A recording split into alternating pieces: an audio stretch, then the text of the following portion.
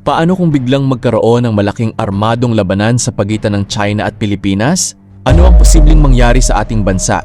Hindi ito simpleng sagupaan lamang ng dalawang bansa. Dahil sa lokasyon ng Pilipinas at sa relasyon nito sa ibang bansa, maaaring magkaroon ng malaking epekto sa buong rehiyon.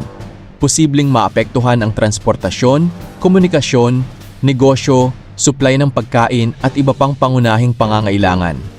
Isa sa pinakamahalagang usapin ay ang Mutual Defense Treaty ng Pilipinas at Estados Unidos. Sa ilalim ng kasunduang ito, kinikilala ng dalawang bansa na ang isang armadong pag-atake sa Pacific area ay maaaring maging banta sa kanilang kapwa-seguridad.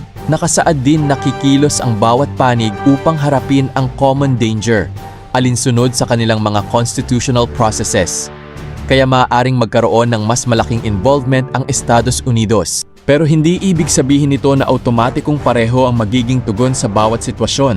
Malaking bagay ang magiging desisyon ng mga pamahalaan at ang aktual na pangyayari.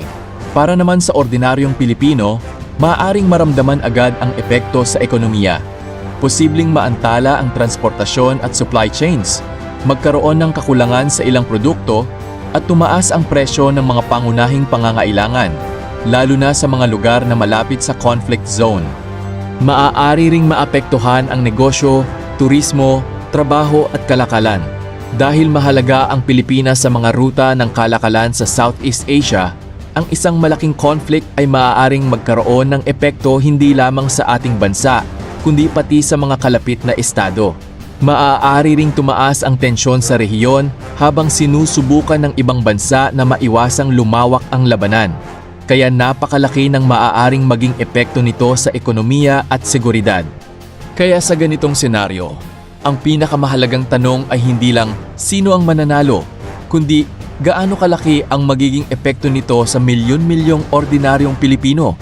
Kapag nagsimula ang isang malaking digmaan, hindi lang mga sundalo ang naaapektuhan, kundi pati mga pamilya, negosyo at buong komunidad. Kaya mahalaga ang diplomasya, komunikasyon at pag-iwas sa paglala ng tensyon upang mapanatili ang kapayapaan.